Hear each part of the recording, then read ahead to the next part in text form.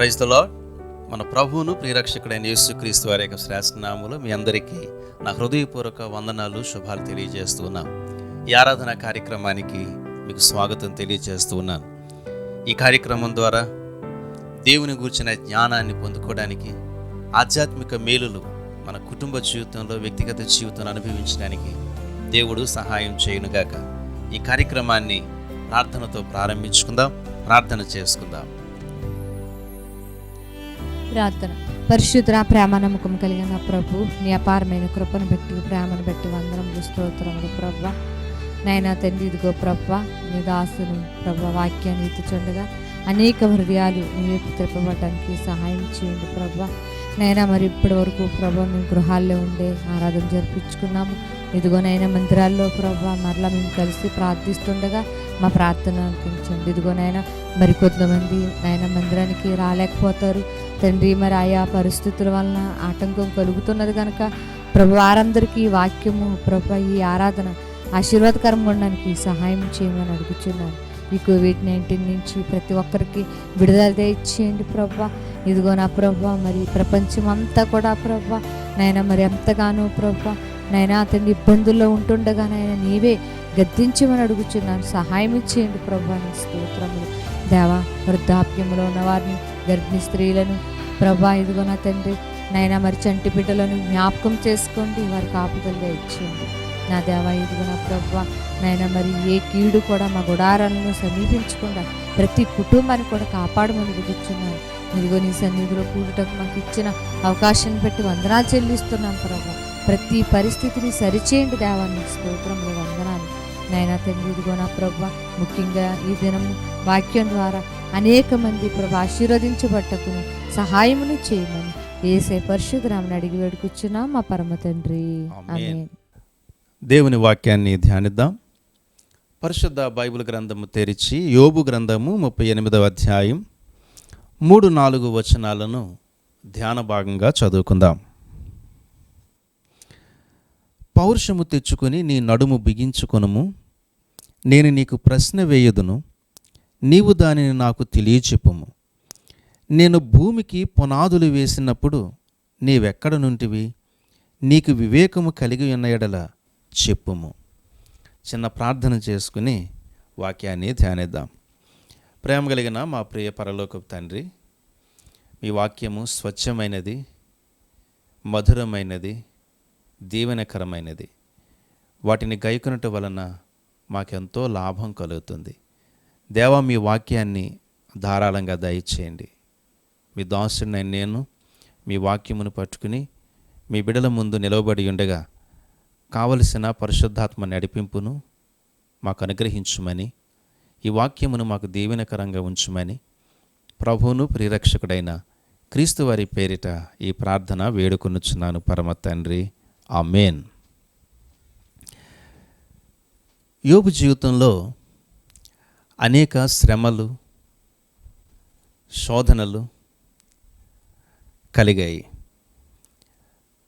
వాటన్నిటిని బట్టి యోబు యొక్క హృదయంలో చాలా ప్రశ్నలు, సందేహాలు కలిగాయి. అతనిని పరామర్శించడానికి వచ్చిన స్నేహితులు కూడా చాలా ప్రశ్నలు వేశారు. మొత్తం మీద అనేక ప్రశ్నలు కలిగినటువంటి యోబు దేవుడు వేసినటువంటి ఒక ప్రశ్నకు నిశ్శబ్దమైపోయాడు. దేవుడు అడిగినటువంటి ఒక ప్రశ్నకు సమాధానం చెప్పలేక నిశ్శబ్దమైపోయాడు. ప్రియులారా, ఎంత జ్ఞానం కలిగినటువంటి వ్యక్తి అయినా, ఎంత తెలివైన వ్యక్తి అయినా దేవుని ముందు నిరత్తురుడే, అంటే జవాబు చెప్పలేని వ్యక్తే. మనకున్న సొంత జ్ఞానాన్ని బట్టి, తెలివిని బట్టి చాలా ప్రశ్నలు దేవుని మీద మనం వేయవచ్చు. దేవుని విషయంలో చాలా సందేహాలు మనం కలిగి ఉండొచ్చు. కానీ నేను ఖచ్చితంగా చెప్తూ ఉన్నాను, ఒక రోజు వస్తుంది దేవుని ముందు అందరూ మౌనంగా ఉండాల్సిందే. అందరము నిరత్తులమే, అంటే నోటి మాట రానటువంటి వారంగానే ఉండిపోతాం. ఇంతకీ దేవుడు యోబుకి వేసినటువంటి ప్రశ్న ఏమిటి? యోబు గ్రంథం 38వ అధ్యాయం 4వ వచనం. నేను భూమికి పునాదులు వేసినప్పుడు నీవెక్కడ ఉంటివి? నీకు వివేకము కలిగి ఉన్న ఎడల చెప్పుము. నేను భూమికి పునాది వేసినప్పుడు నీవెక్కడ ఉంటివి? నేను భూమికి పునాదులు వేసినప్పుడు నీవెక్కడ ఉంటివి? యోబు ఈ ప్రశ్నతో నిశ్శబ్దమైపోయాడు. దేవునికి ఏం జవాబు చెప్పాలో కూడా తెలియలేదు. అంతకుముందు అధ్యాయాల్లో మనం చూస్తే యోబు చాలా విషయాలు మాట్లాడాడు. తనకెదురైనటువంటి సమస్యను బట్టి, తను అనుభవిస్తున్నటువంటి శ్రమను బట్టి చాలా విషయాలు మాట్లాడాడు. దేవుడి విషయంలో చాలా విషయాలు మాట్లాడాడు, వ్యక్తిగతంగా తన విషయంలో కూడా చాలా మాటలు మాట్లాడాడు. కానీ దేవుడు అడిగిన ఒక్క ప్రశ్న, నేను భూమికి పునాది వేసినప్పుడు నీవెక్కడ ఉంటివి? ఈ ఒక్క ప్రశ్నతో యోబు నిశ్శబ్దమైపోయాడు, జవాబు చెప్పలేకపోయాడు. ప్రియులారా, దయతో గమనించాలి, మనకు తెలిసింది చాలా తక్కువ. దేవుని గురించి, దేవుని శక్తి గురించి, దేవుని ప్రభావం గురించి మనకు తెలిసింది చాలా తక్కువ. ప్రియులారా, ఈ రోజున దేవుని గురించి చాలా రకాలైనటువంటి ప్రశ్నలు ప్రచారంలో ఉన్నాయి. కొంతమంది దేవునికి వ్యతిరేకంగా ప్రశ్నించేటువంటి వారు కూడా ఉన్నారు. అంతెందుకు ప్రియులారా, విశ్వాసులుగా ఉంటూనే, క్రైస్తవులుగా ఉంటూనే చాలామంది దేవునిని ప్రశ్నించేటువంటి వారుగా ఉంటారు. ఇవన్నీ ఒక ప్రక్కన పెడితే, అసలు దేవునిని సృష్టికర్తగానే ఒప్పుకొననటువంటి జ్ఞానం ఉంది. లోక జ్ఞానం దేవునిని సృష్టికర్తగా ఒప్పుకోదు. వారు ఏమంటారు? సృష్టి పరిణామ క్రమంలో వచ్చింది, ఎవల్యూషనరీ థియరీ. ఈ ఎవల్యూషన్ థియరీ ప్రకారం సృష్టి అనేది దేవుని చేత సృష్టింపబడలేదు, ఒక రూపము నుండి మరొక రూపము, ఒక దాని నుండి మరొకటి పరిణామం చెందుతూ వచ్చింది అని చెప్పేటువంటి సిద్ధాంతం కూడా ఉంది. ఇలా చాలా సిద్ధాంతాలు ఉన్నాయి. రెండు విషయాలు నేను మీకు చెప్పాలి. సృష్టికర్తను ఒప్పుకునేటువంటి సిద్ధాంతం ఒకటైతే, ఊహాగానాలతో ఇలా ఎవల్యూషనరీ థియరీ కావచ్చు, లేకపోతే ఇంకొక సిద్ధాంతం కావచ్చు, ఊహాజనితమైనటువంటి సిద్ధాంతాలు రెండవది. ప్రియమైన దేవుని బిడ్డలారా, దేవుడు సృష్టికర్త, దేవుడే సృష్టిని చేశాడు అన్న విషయాన్ని ఒకవేళ లోక జ్ఞానాన్ని బట్టి ప్రస్తుతం మనుషులు ఒప్పుకోకపోయినా ఏదో ఒక రోజున ఖచ్చితంగా ఒప్పుకోవలసి వస్తుంది. ఎందుకంటే మనిషి ఎంత జ్ఞానాన్ని సంపాదించినా, ఎంత టెక్నాలజీ పెరిగినా, ఎంత తెలివితేటలు మానవుడు సాధించిన మనిషి యొక్క అజ్ఞానం ఏదో ఒక సందర్భంలో బయటపడుతూనే ఉంది. ఈ కోవిడ్-19 వచ్చినటువంటి సందర్భంలో మనిషి యొక్క అజ్ఞానం ఎంతో బయటపడింది. ఎందుకంటే శాస్త్ర విజ్ఞానములో ఎంతో ప్రావీణ్యాన్ని సాధించినటువంటి మనిషి, ఎన్నో తెలివితేటలను సంపాదించినటువంటి వ్యక్తి, ఇంటర్నెట్తో ప్రపంచమంతటినీ కలిపివేయగలిగినటువంటి జ్ఞానాన్ని సంపాదించినటువంటి మానవుడు ఈ రోజున ఈ కోవిడ్-19 వచ్చిన తర్వాత మనిషి యొక్క అజ్ఞానం ఏంటో బయటపడింది. ఒక దేశం నుండి మరొక దేశానికి వెళ్ళే మార్గాలు లేవు, ఒక ప్రాంతం నుండి మరొక ప్రాంతానికి వెళ్ళేటువంటి మార్గాలు లేవు, వ్యాపార సంస్థలు మూతపడ్డాయి, ఆర్థిక లావాదేవీలన్నీ కూడా కుంటుపడ్డాయి. మనిషి యొక్క భవిష్యత్తు ప్రశ్నార్థకంగా మారిపోయింది. విద్యా వ్యవస్థ అంతా ఆగిపోయింది. ఎన్నో కాన్సెప్ట్స్, కోట్ల రూపాయలతో కాన్సెప్ట్స్, సెలబ్రిటీస్తో ఏర్పాటు చేసేటువంటి కాన్సెప్ట్స్ ఆగిపోయాయి. ప్రియులారా, ఎంత విజ్ఞానాన్ని సంపాదించినా మానవుడు ఏదో ఒక సందర్భంలో తన యొక్క అజ్ఞానాన్ని గ్రహించాల్సి వస్తుంది. ప్రియమైన దేవుని బిడ్డలారా, దయతో గమనించండి. యోబు అనేక ప్రశ్నలు, అనేక సందేహాలు దేవుని గురించి కలిగి ఉన్నాడు. కానీ దేవుడు వేసిన ఒక్క ప్రశ్న, నేను భూమికి పునాదులు వేసినప్పుడు నీవెక్కడ ఉంటివి అన్న ఒక్క ప్రశ్నతో అతడు నిశ్శబ్దం అయిపోయి ఆ తర్వాత నోరు తెరిచి ఇట్లాగంటాడు. యోబు గ్రంథము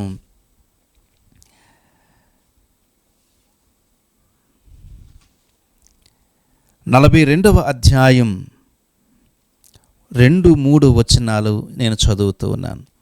నీవు సమస్త క్రియలను చేయగలవనియు, నీవు ఉద్దేశించినది ఏదియు నిష్ఫలము కానేరదనియు నేను ఇప్పుడు తెలుసుకుంటుని. జ్ఞానము లేని మాటల చేత ఆలోచనను నిరర్ధకము చేయు వీడెవడు? అలాగున వివేచన లేని వాడనైన నేను ఏమియు ఎరుగక నా బుద్ధికి మించిన సంగతులను గూర్చి మాటలాడి తిని. ఏమంటున్నాడు? నీవు సమస్త క్రియలను చేయగలవు. దేవా, నీవు ఉద్దేశించినది ఏదియు నిష్ఫలము కాదు. జ్ఞానము లేని మాటలు నా మాటలు. మనుష్యుల యొక్క ఆలోచనలను నిరర్ధకం చేయగలిగినటువంటి వాడువు నీవు. వివేచన లేనటువంటి వాడుని నేను. నా బుద్ధికి మించిన సంగతులు ఇంకెన్నో ఉన్నాయి అని ఒప్పుకున్నాడు.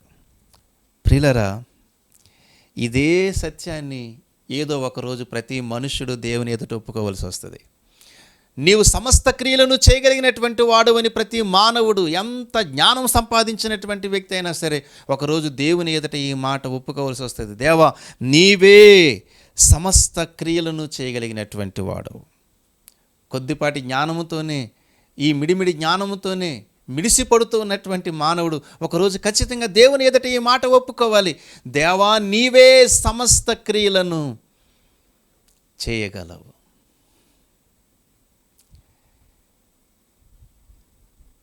నీవు ఉద్దేశించినది ఏదియు నిష్ఫలము కాదు. దేవుని ఉద్దేశాలను కొట్టివేయగలిగే శక్తి ఏదీ లేదు ప్రియులారా. మానవ ఉద్దేశాలు కొట్టివేయబడతాయి. కొట్టివేయబడడం లేదా? మానవుని యొక్క ప్రణాళికలన్నీ కూడా కొట్టివేయబడలేదా? మానవుని యొక్క తలంపులన్నీ కూడా కొట్టివేయబడలేదా? ప్రణాళికలన్నీ కొట్టివేయబడలేదా? గ్రహించండి, మానవ ఉద్దేశాలు కొట్టివేయబడతాయి, కానీ దేవుని ఉద్దేశములలో ఏది నిష్ఫలము కానేరదు. జ్ఞానము లేని మాటలతో చాలాసార్లు మనం దేవునిని ప్రశ్నిస్తూ ఉంటాం. దేవుడుంటే ఎందుకు ఇలా అవుతుందండి? దేవుడుంటే అలా జరగకుండా చేయలేడా? దేవుడుంటే ఇలా జరగకుండా చేయలేడా అని నీ సొంత జ్ఞానంతో దేవుని ప్రశ్నిస్తావే, ఒకరోజు దేవుని ముందు ఒప్పుకోవాలి, నా మాటలన్నీ జ్ఞానం లేని మాటలు, వివేచన లేని మాటలు అని ఒప్పుకోవలసి వస్తుంది. నా ప్రియ సహోదరి సహోదరుడా, దయతో గమనించు, నీ బుద్ధికి మించిన గొప్ప సంగతులు ఉన్నాయి. నీ బుద్ధికి మించిన గొప్ప సంగతులు ఉన్నాయి. నీ బుద్ధికి మించిన గొప్ప సంగతి ఉన్నది. అది దేవుడు నీ సృష్టికర్త అని గ్రహించడం, దేవుడే సమస్తమునకు ఆధారమని గ్రహించడం, దేవుడే సమస్తం మీద ఆధిపత్యం కలిగినటువంటి వాడిని గ్రహించడం. ఒక మాటలో చెప్పాలి అంటే దేవునిని అర్థం చేసుకోవడం, దేవునిని తెలుసుకోవడం, ఇది గొప్ప విషయం. ఎంతో చదువు చదవడం కంటే, జ్ఞానాన్ని సంపాదించడం కంటే, ధనాన్ని సంపాదించడం కంటే, లేక పేరు ప్రతిష్టలు సంపాదించడం కంటే, ఈ లోకములో ఇంకేదో చేయాలనేటువంటి తాపత్రయములన్నిటికంటే ఉత్తమమైనది, ఉన్నతమైనది ఏమిటి అనగా దేవునిని గూర్చి తెలుసుకోవడం. దేవునిని గూర్చి తెలుసుకోవడం. ప్రియులారా, ఈరోజు దేవునిని గూర్చినటువంటి కొంత ఆలోచన మీ ముందుకు తీసుకురావాలని నేను ఆశిస్తూ ఉన్నాను. ప్రియులారా, పరిశుద్ధ బైబిల్ గ్రంథము నుండి ఆదికాండము 1వ అధ్యాయం 1వ వచనములో ఇలాగూ రాయబడి ఉన్నది. ప్రియులారా, బైబిల్ అంతటికి మూలమైనటువంటి ఈ మాటను నేను మీ కొరకు చదివి వినిపిస్తాను. ఆదికాండము 1వ అధ్యాయం 1వ వచనం, ఆదియందు దేవుడు భూమి ఆకాశములను సృజించెను. ఆదియందు దేవుడు భూమి ఆకాశములను సృజించెను. ప్రియులారా, దేవునిని గూర్చి ఈ మాట నేను సంతోషంగా చెప్తూ ఉన్నాను. చాలా థియరీస్ ఉన్నాయి, ఎవల్యూషన్ థియరీ ఉంది, ఇంకా ఏవో సిద్ధాంతాలు ఉన్నాయి. కానీ సత్యం ఏమిటి అనగా దేవుడే సృష్టికర్త. ఈ సృష్టి అంతటికి దేవుడే మూలమై ఉన్నాడు. బైబిల్ చెప్తూ ఉంది, ఆదియందు దేవుడు భూమి ఆకాశములను సృజించెను. భూమి ఆకాశములను సృజించెను. దేవుడు సమస్తాన్ని సృష్టించడానికి కేవలము నోటి మాట ద్వారా వెలుగు కలుగుగాక అనగా వెలుగు కలిగింది. అలాగే సమస్తమును, సూర్యుడు, చంద్రుడు, సమస్త జీవరాశులను ఆయన మాట చేత, వాక్కు చేత సృష్టించాడు. ఆయన మాటకున్నటువంటి శక్తి అలాంటిది, ఆయన వాక్కుకున్నటువంటి శక్తి అలాంటిది, ఆయన బల ప్రభావాలు అటువంటివి. ప్రియులారా,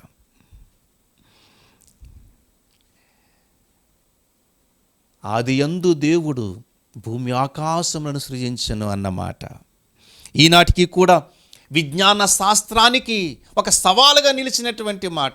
ఎక్కడైతే విజ్ఞాన శాస్త్రములో ఒక సిద్ధాంతం పుడుతుందో ఆ సిద్ధాంతానికి ఈ రోజుకి కూడా సవాలుగా నిలవబడినటువంటి మాట, ఆదియందు దేవుడు భూమి ఆకాశములను సృజించెను. ప్రతి సిద్ధాంతానికి పైన నిలబడేటువంటి సిద్ధాంతం ఇది, పైన నిలబడేటువంటి సత్యం ఇది, ఎప్పటికైనా నిలిచే సిద్ధాంతం ఇది, ఎప్పటికైనా నిలిచే సత్యం ఇది. ఆదియందు దేవుడు భూమి ఆకాశమును సృజించెను. దేవుడే సృష్టికర్త అన్న సత్యము ఎప్పటికీ నిలిచి ఉంటుంది. ప్రతి సిద్ధాంతం కొట్టివేయబడచ్చు,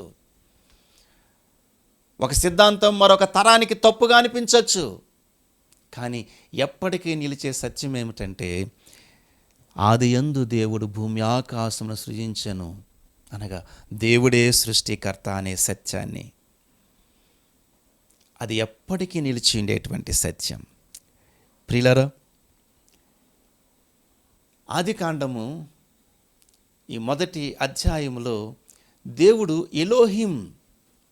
ఎలోహిం అను హీబ్రూ పదము చేత ప్రస్తావించబడ్డారు. ఎలోహిం అనగా సర్వశక్తివంతుడు. ఎలోహిం ఆకారం లేనటువంటి దానికి, నిరాకారమైన దానికి ఒక ఆకారాన్ని తీసుకుని వచ్చినటువంటి వాడు ఎలోహిం. చీకటిలో వెలుగును ప్రసరింపచేసినటువంటి వాడు ఎలోహిం. శూన్యములో సమస్తాన్ని చేసినటువంటి వాడు ఎలోహిం. ఎలోహిం బల ప్రభావములు కలిగినటువంటి దేవుడు, బల ప్రభావములు కలిగినటువంటి దేవుడు. ప్రియులారా, ఈ బల ప్రభావములు కలిగినటువంటి దేవునిని గూర్చినటువంటి సత్యాన్ని యాకోబు అనే ఒక వ్యక్తి జీవితంలో నుండి నేను మీకు వివరించాలని ఆశిస్తూ ఉన్నాను. ప్రియులారా, ఆదికాండము 48వ అధ్యాయం 15వ వచనంలో యాకోబు అను ఒక వ్యక్తి దేవుని గూర్చి చెప్తూ ఉన్నటువంటి మాటలో నుండి ఎలోహిం అను దేవుని యొక్క బల ప్రభావాలను, శక్తి ప్రభావాన్ని నేను మీకు వివరించాలని ఆశిస్తూ ఉన్నాను. ఆదికాండము 48వ అధ్యాయం 15వ వచనము, అతడు యోసేపును దీవించి, నా పితరులైన అబ్రహాము, ఇస్సాకులు ఎవని ఎదుట నడుచుచుండురో ఆ దేవుడు నేను పుట్టినది మొదలుకొని నేటి వరకును ఎవడు నన్ను పోషించును ఆ దేవుడు. నేను పుట్టినది మొదలుకొని నేటి వరకు ఎవడు నన్ను పోషించెను ఆ దేవుడు. ఎవరు నన్ను పోషించెను ఆ దేవుడు. పోషించినవాడు, కాపరిగా ఉన్న దేవుడు అని మొదటి ప్రస్తావన చేస్తూ ఉన్నాడు యాకోబు.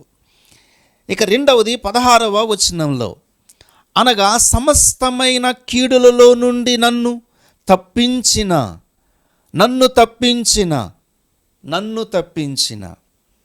అంటే విడిపించిన, రెడీమర్.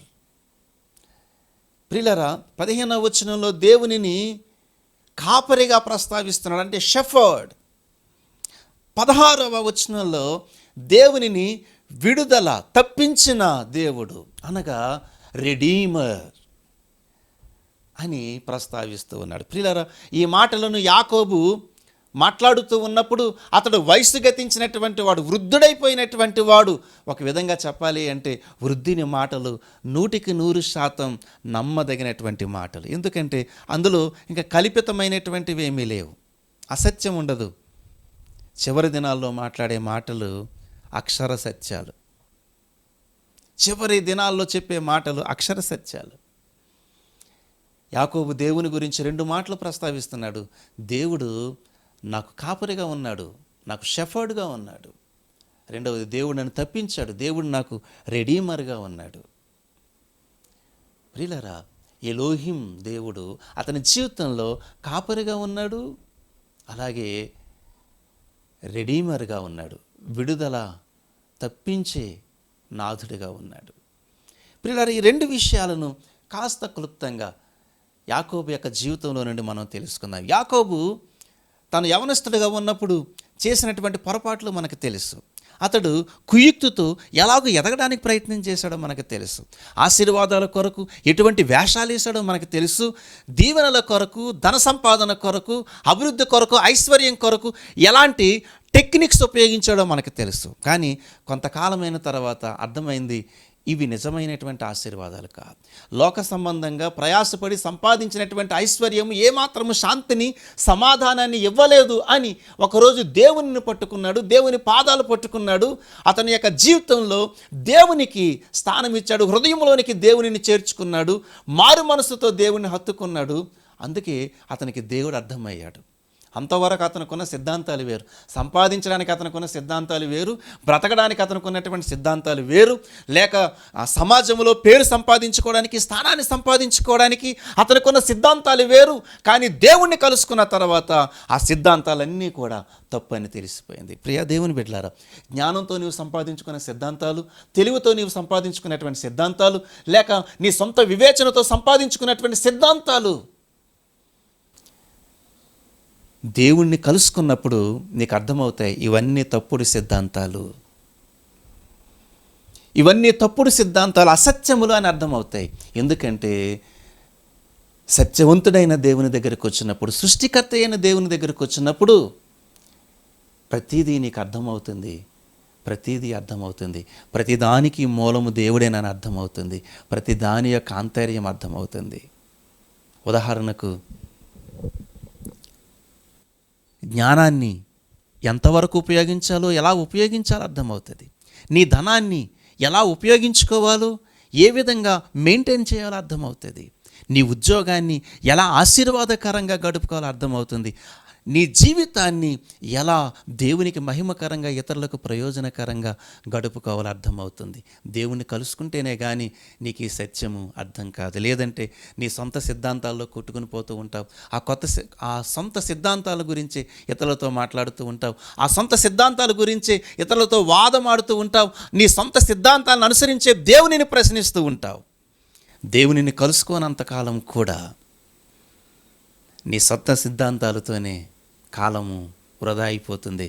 ఒకవేళ ఈరోజు కూడా ఇంకా మీకు దేవుణ్ణి కలుసుకోవాలని అనిపించకపోతే, ఒకరోజు ఖచ్చితంగా మీరు కూడా దేవుని ముందు నిలవబడి నిశ్శబ్దమైపోవాలి. ఎందుకంటే దేవుని ప్రశ్నకు జవాబు చెప్పగలిగే జ్ఞానము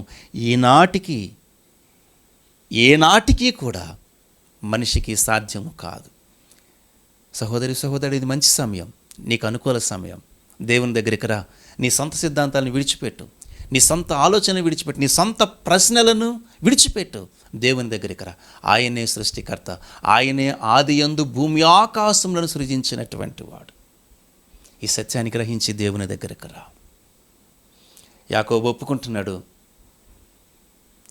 సొంత ప్రయత్నాలతో, సొంత సిద్ధాంతాలతో జీవితాన్ని ఎంతో కాలం వెళ్ళబుచ్చినటువంటి యాకోబు ఒప్పుకుంటున్నాడు, దేవుడే నాకు కాపరి, దేవుడే నాకు విమోచకుడు. God is my shepherd, God is my redeemer. దేవుడు నీ జీవితానికి కాపరిగా ఉండకపోతే నీవెంత సంపాదించినా, ఎంత సాధించినా లేమిలోనే ఉంటావు, ఒక విధమైన వెలుతులోనే ఉంటావు. దేవుడిని కాపరిగా ఉంటే చెప్తావు, యెహోవా నా కాపరి, నాకు లేమి కలగదు. దేవుడు నీకు విమోచకుడిగా లేకపోతే ఏది నిన్ను రక్షించలేదు. ఒకటి సర్వలోకమును సంపాదించుకుని చివరికి ప్రాణం పోగొట్టుకుంటే వానికి ఏం ప్రయోజనం? ఒకని కలిమి విస్తరించుట వాని జీవమునకు మూలం కాదని యేసు ప్రభు చెప్పలేదా? దేవుడు నీకు విమోచకునిగా ఉండాలి. ఆయన ఇష్టపడుతున్నాడు, ఆయన నీ జీవితంలో విమోచకునిగా ఉండాలని. ఈ రెండు యేసుక్రీస్తు ప్రభువారిలో స్పష్టంగా కనబడుతుంది, యేసు ప్రభులో స్పష్టంగా కనబడుతుంది. ఆయన చెప్పారు యోహాను సువార్త 10వ అధ్యాయంలో, నేను గొర్రెలకు మంచి కాపరిని. ఆయన చెప్పారు, అనేకులకు ప్రతిగా విమోచన క్రయధనముగా నా ప్రాణం పెట్టడానికి ఈ లోకానికి వచ్చానని చెప్పారు.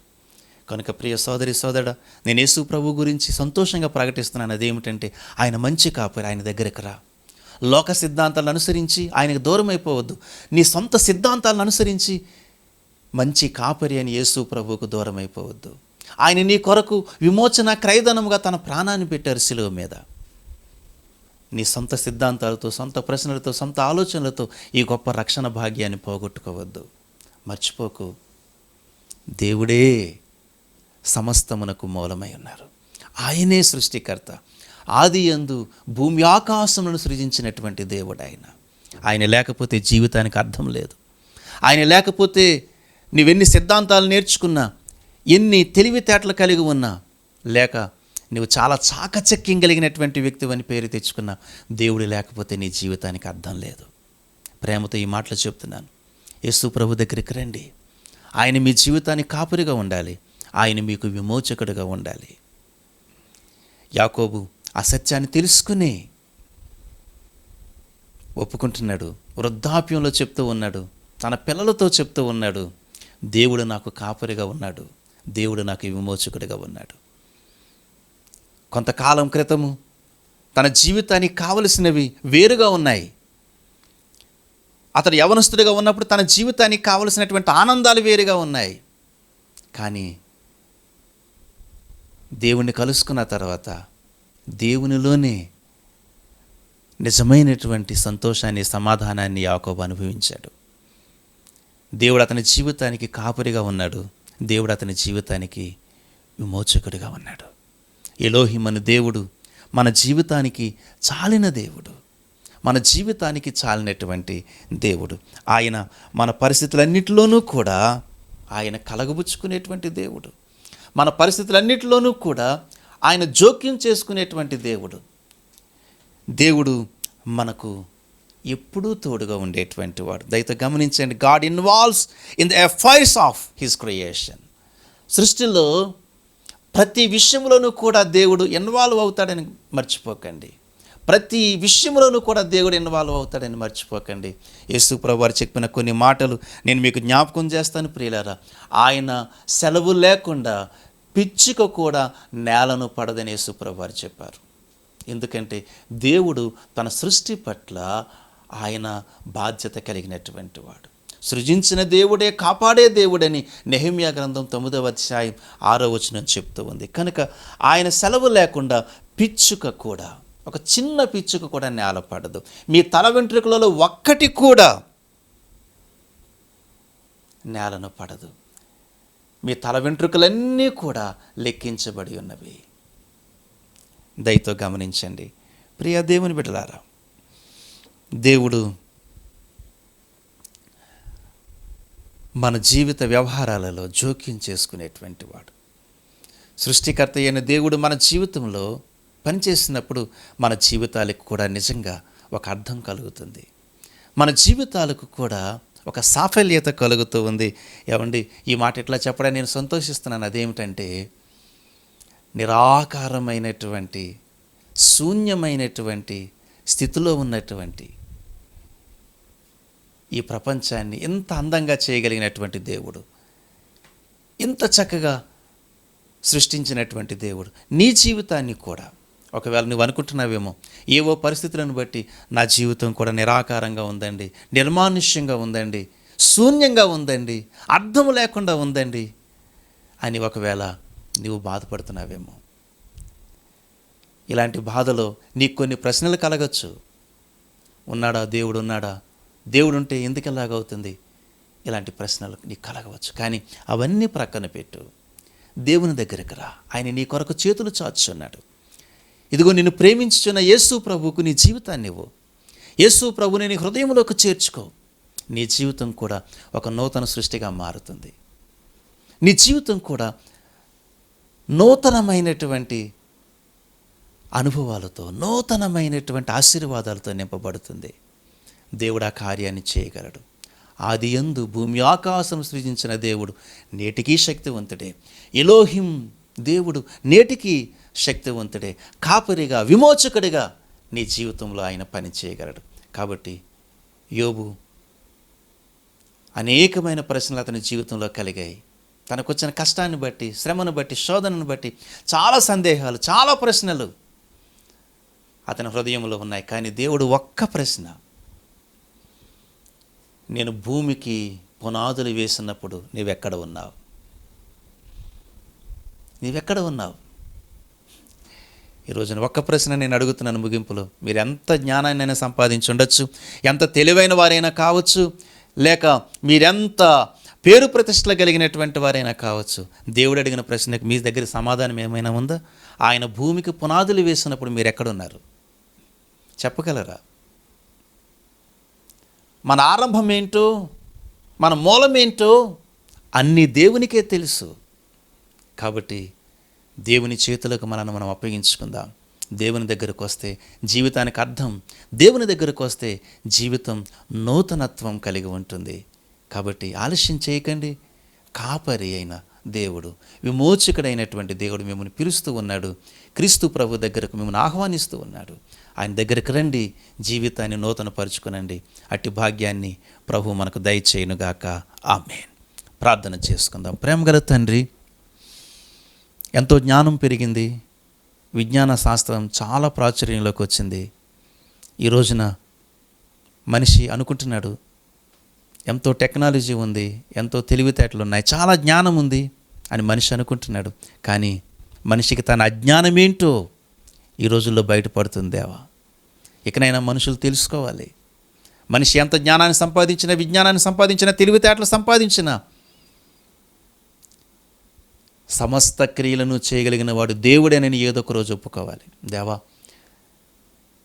ఈ తాత్కాలికమైన లోక జ్ఞానాన్ని బట్టి మనుషులు ఎన్నో ప్రశ్నలు, అసలు దేవుడే లేడని చెప్పేవాళ్ళు కొందరైతే, ఈ సృష్టి దేవుడు చేయలేదు, దాని అంతటా అదే కలిగిందని చెప్పే సొంత జ్ఞానం. దేవా, ఇటువంటి వారందరూ ఒకరోజు మీ ముందు నిలబడినప్పుడు ఏం సమాధానం చెప్పగలరు? మీరు అడిగే ఒక్క ప్రశ్నకు వారు సమాధానం చెప్పలేరు. దేవా, మాకైతే మిమ్మల్ని తెలుసుకునే గొప్ప భాగ్యాన్ని ఇచ్చావు నాయన. ఇంకెంతోమంది మిమ్మల్ని తెలుసుకోవాలి. ఈ వాక్యాన్ని వింటున్నటువంటి వారు నాయన మిమ్మల్ని తెలుసుకుని వారి యొక్క హృదయాన్ని మార్చుకుని యేసు ప్రభువును సొంత రక్షకునిగా అంగీకరించడానికి నాయన కాపరిగాను, విమోచకునిగాను, మా కొరకు ఈ లోకానికి వచ్చిన క్రీస్తు ప్రభువును సొంత రక్షకునిగా అంగీకరించడానికి వారి యొక్క హృదయాలు తెరవమని, ఈ వాక్యమును ఫలింపు చేయమని ప్రభువును రక్షకుడైన క్రీస్తు వారి పేరిట ప్రార్థించి వేడుకొనుచున్నాను పరమ తండ్రి. ఆమేన్. ఆమేన్. ఇప్పుడు మన తండ్రి అయిన దేవుని ప్రేమయు, కుమారుని యేసుక్రీస్తు వారి యొక్క కృపయు, పరిశుద్ధాత్మ కన్యని సహవాసమాదరణ సదాకాలం మనకు తోడే నడిపించునుగాక. ఆమేన్. దేవుడు మనల్ని దీవించునుగాక. ఆమేన్. అందరికీ వందనములు.